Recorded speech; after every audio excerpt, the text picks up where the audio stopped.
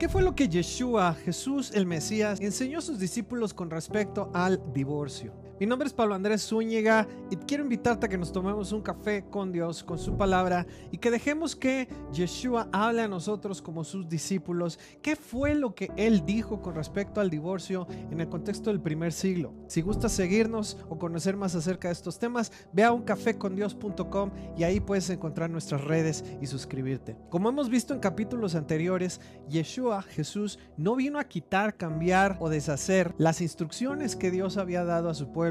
Vino a enseñarlas, a explicarlas y a darle su sentido correcto. Esto es lo que Él enseñó como su drash o doctrina a sus discípulos en el primer siglo, y les encargó que lo enseñaran a otras personas, haciéndolos también discípulos de Él. Mateo 5, 31 al 32 dice: también fue dicho, cualquiera que repudia a su mujer, dele carta de divorcio. Pero yo os digo que el que repudia a su mujer, a no ser por causa de fornicación, hace que ella adultere, y el que se casa con la repudiada comete adulterio. Recién había mencionado lo que es el adulterio, cómo comienza, lo que se debe hacer para prevenirlo. Ahora, inmediatamente después, está dando su perspectiva con respecto al pacto del matrimonio y de una manera muy resumida el tema del adulterio. Yeshua va a volver a tratar este tema y lo va a expandir. Entonces, en este momento, lo que Él está estableciendo es el contexto y cuál es su postura con respecto a el tema del divorcio. Las razones y las causas las vamos a ver en el capítulo 19. En las instrucciones o leyes de Dios dadas a su pueblo por medio de Moisés, Dios permitió una concesión para que un varón pudiera casarse con más de una mujer. Eso no equivale a adulterio, porque quien lo hacía tenía que cumplir con todas las condiciones, deberes del matrimonio con cada una de las mujeres que tomara. Eso por vía de concesión, y tiene muchas razones en el contexto en el que se dio. No vamos a entrar en ese tema ahora, pero en el Antiguo Oriente el tema del matrimonio con varias mujeres, o lo que es conocido como poligamia, era algo común, pues se buscaba el tener familias numerosas por razón de la fuerza de trabajo, la provisión, la protección al núcleo familiar, la seguridad, la descendencia y muchas otras razones. Lo que siempre fue prohibido, como vimos en la enseñanza anterior, desde el tiempo de los patriarcas, es el tema del adulterio, una relación fuera del matrimonio involucrando a una persona que ya estaba casado con alguien más. Por ejemplo, en Babilonia, en el código de Hammurabi, estaba permitida la poligamia, pero estaba prohibido el divorcio por cualquier causa. Tanto el hombre como la mujer podían recurrir al divorcio si encontraban faltas graves en el cónyuge. Por ejemplo, si el marido no proveía el sustento económico, o si la mujer no tenía un buen cuidado de su hogar, o no había hijos. Pero en el caso del adulterio, la pena era la muerte por el ahogamiento. Siguiendo con el tema del contexto, en el tiempo del Imperio Romano hubo una fuerte influencia en cuanto al tema del divorcio. En el Imperio Romano se acostumbraba el matrimonio por conveniencia, fuera para tener poder, para poder acumular riqueza o tener una mejor clase social, para hacer alianzas entre familias, etc. El divorcio también era permitido por causas muy comunes, como por ejemplo el querer mejorar la condición económica, el tener una mejor clase social, porque no se obtuvo el beneficio que se buscaba cuando se entró en el matrimonio, porque se encontró un mejor partido, etc. Muchas causas. Era razón suficiente para el divorcio el que una de las partes simplemente ya no quisiera seguir casado. Lo único que tenía que hacer era enviar una notificación, y no importaba siquiera si la otra parte la recibía o la aceptaba o no. Entonces fueron mayormente los romanos quienes introdujeron y exportaron la monogamia en todo el imperio, y también fue gracias al Imperio Romano que se normalizó el tema del adulterio o el divorcio. Este es el contexto en el cual se encuentra Yeshua con sus discípulos en el primer siglo. Muchos judíos en ese tiempo se estaban dejando llevar por esas costumbres, por la cultura grecorromana, estaban helenizados y se podía ver en su manera de vivir. Otros eran devotos de Dios y celosos de guardar sus mandamientos e instrucciones. En ese tiempo, los fariseos y los escribas eran quienes enseñaban e interpretaban esas instrucciones de parte de Dios. Pero en el tema del divorcio estaban separados. Si te das cuenta, estamos viviendo en tiempos muy parecidos. Estamos en un momento en donde está la gente desconectada de los principios bíblicos y se siguen tendencias, lo que está de moda, lo que se está imponiendo como cultura, incluso en el tema de las relaciones y los compromisos. También hoy hay personas devotas a Dios que están estudiando, conociendo y guardando sus instrucciones por amor, pero en este tema también están divididas. Entonces, ¿por qué lo menciona Yeshua como uno de los temas principales para sus discípulos en el primer siglo? Entre los fariseos del primer siglo había dos escuelas o dos formas de pensar, dos interpretaciones que generalmente estaban encontradas. Eran la escuela de Hillel y la escuela de Shammai, y en el tema del divorcio estaban divididos. Con el tiempo, la escuela de Hillel prevaleció y de ahí vienen las interpretaciones que hasta el día de hoy se siguen en el judaísmo rabínico.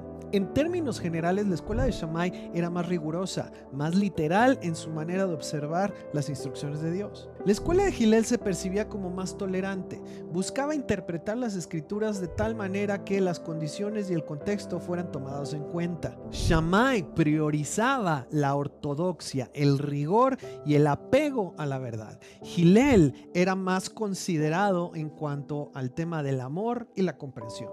En general, la doctrina o enseñanza de Yeshua era más inclinada hacia la interpretación o la escuela de Hillel. Como ya dijimos, en el tema del divorcio, estas escuelas estaban divididas. Moisés recuerda a Israel la instrucción de Dios con respecto al tema de divorcio en Deuteronomio 24. Dice: cuando alguno tomare mujer y se casare con ella, si no le agradare por haber hallado en ella alguna cosa indecente, le escribirá carta de divorcio y se la entregará en su mano y la despedirá de su casa. Y salida de su casa podrá ir y casarse con otro hombre. Imagínate si interpretáramos eso de acuerdo a nuestro contexto actual. Bueno, en el primer siglo tenían un problema de interpretar lo que había dicho Dios y lo que había dicho Moisés con respecto a este mandamiento. La escuela de Hillel decía que algo indecente podían ser muchas cosas, incluso si le quemaba la sopa al marido. Eso está en la Mishnah Gitín 9:10. Esa es la postura que se convirtió en alajá o norma hasta el día de hoy. La escuela de Shammai en este punto decía que indecente solo podía ser algo inmoral. En este caso, si se descubría al momento de consumar el matrimonio que la novia no era virgen. Y la carta de divorcio solo podía darse en ese momento, en la noche de bodas o al día siguiente cuando se había descubierto que la novia no era virgen. Imagínate, por eso en la tornaboda el padre de la novia sacaba la sábana de la noche de bodas con la evidencia de sangre para demostrar que su hija era virgen al momento de consumar el matrimonio. Hacer esto era proteger la reputación de la novia. Lo que Yeshua estaba diciendo es que su postura con respecto al tema del divorcio era como la de la escuela de Shammai. Solo se puede dar carta de divorcio en la noche de bodas o en la tornaboda si se descubría que la novia no era virgen y por lo tanto había engañado al novio al momento de contraer el matrimonio. Esto se llama fornicación. De no ser así y teniendo la evidencia de que la novia era virgen, el matrimonio estaba consumado y en caso de separarse después se estaba incurriendo en adulterio. Más detalles, punto y coma, lo va a explicar Yeshua en el capítulo 19. Cuando lleguemos ahí, lo vamos a ver junto con lo que Pablo dijo en 1 Corintios capítulo 7. Este tema también lo hemos abordado en la porción número 17 llamada Yetro, que incluye el capítulo 21 del libro de Levítico. Entonces, ¿qué es lo que Yeshua le está dejando claro a sus discípulos al establecer su postura con respecto al tema del divorcio? Lo que Yeshua está diciendo es que quemar la sopa o encontrar un mejor partido o alguien con una mejor condición social o económica o tener diferencias o problemas maritales no son causas válidas para dar una carta de divorcio como hacían los romanos y los judíos helenizados en el primer siglo. o como también enseñaba la escuela de Hillel con respecto a este tema, y eso incluso hasta nuestros días. Yeshua está diciendo que a menos que en la noche de boda se descubra que la novia había engañado al novio en el tema de su virginidad, si tiempo después alguna de las partes quería el divorcio por cualquiera de las razones comunes que había en ese entonces, Dios lo consideraba adulterio, no un divorcio. Hoy en día el adulterio es muy común, el divorcio es muy común, incluso como en el primer siglo, por cualquier causa o por diferencias irreconciliables, que pueden ser cualquier cosa, como no ponerse de acuerdo en cómo van a poner el papel de baño. La fornicación o la inmoralidad sexual también en nuestros días es algo común. Sin embargo, Yeshua dijo a sus discípulos algo que resuena hasta nuestros días: entre vosotros no será así. Las causas válidas, de acuerdo a la palabra de Dios, para un divorcio son pocas. La inmoralidad sexual o el adulterio trae destrucción, trae dolor, trae sufrimiento. Y cuando una persona incurre en alguna de estas cosas y no hay arrepentimiento, la instrucción es que tiene que ser cortada del pueblo de Dios. Yeshua nos llama, como llamó a sus discípulos, a vivir un estilo de vida que honra a Dios y que también respeta y honra a los demás, empezando por el cónyuge. Yo te animo a vivir en este estilo de vida que Yeshua encargó a sus discípulos y que, independientemente de lo que el mundo está haciendo en nuestros días, como lo hacían en el primer siglo, nosotros podamos decir: Señor, por amor, lo que tú has dicho, eso es lo que yo voy a hacer. La manera en que tú lo has explicado y que nos lo has enseñado, eso es lo que yo voy a hacer. ¿Por qué? Porque te amo y yo sé que esto es para mi bien y para bien de quienes nos rodean. Shalom.